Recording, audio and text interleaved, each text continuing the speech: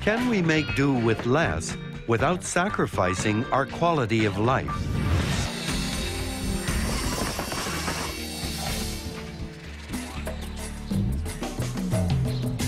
At their best, city centers have made it possible to live small but well.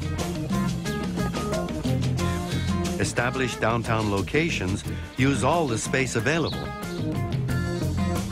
Land is often expensive, so a renovation or a new modern house becomes worthwhile, no matter how tiny the property. But living small can also mean living affordably. For architectural intern Andy Thompson, the solution was a mini-home. There's an idea that if we were all to live the way we do here in the West, we'd need an additional 10 planets. So instead of saying, well, that's absurd, we can't have 10 more planets to draw resources from, why don't we reduce our consumption, our impact to 1/10? So what we've done here is 1/10 the gas, 1/10 the water, and in fact 1/100th the electrical requirement that a conventional house would have. Many people see it from the outside and have all kinds of preconceptions. Oh, this is too small for me to live in. But then when they see the inside, they feel how light, airy, open it is. I have lived here in the mini-home throughout the summer for 4 months. And, I mean, we loved it. Hi. Hey, Kier. The kids love it. I mean, the whole family had input in the design process. With, you know, my 6-year-old sitting around the kitchen table saying, I'd love to have a loft that I can climb up into. Come on up. Go on up. Let him go. The materials that we're using in the mini-home are the greenest we could find. All of the woods that we have, plywood, framing lumber, are all Forest Stewardship Council certified. We selected alternatives to vinyl for pretty much everything. We have a natural rubber floor. The finishes are all plant oil based and beeswax. And we also have no formaldehyde in any of the millwork. The day it came out of the factory, it smelled like a fresh country kitchen, you know. It didn't have the usual being hit with a wall of toxic gas, which most new cars and trailers have.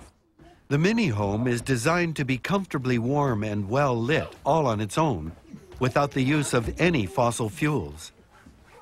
This is accomplished with a small and very quiet co-generator that's based on a Stirling engine. So in a typical house, you have a furnace, a hot water heater, and electricity being generated from a plant somewhere. In the mini-home, we have one unit that does all of that.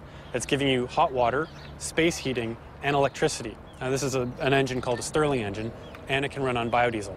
So there's no need for propane or fossil fuel. It's a heat engine. So the pistons move and generate electricity, and the bulk of the heat is then transferred into a thermal storage tank, which heats your hot water and gives you space heating. Basically, it's a personal power plant. All the gear to keep the mini-home running is neatly tucked under the living room floor.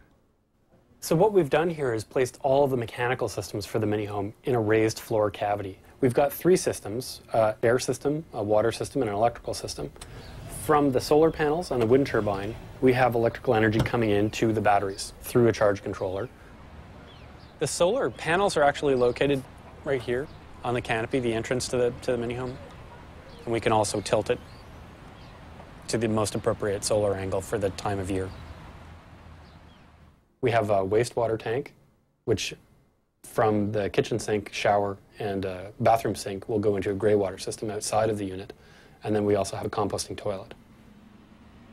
There's a reason why the mini-home is built as a trailer and not as a house. I've worked on off-grid sustainable housing for over 10 years. And in almost every instance, we have issues where we're bumping up against disincentives to doing green buildings in the building code and in zoning bylaws. That being said, as such, it's a legitimate form of residential dwelling.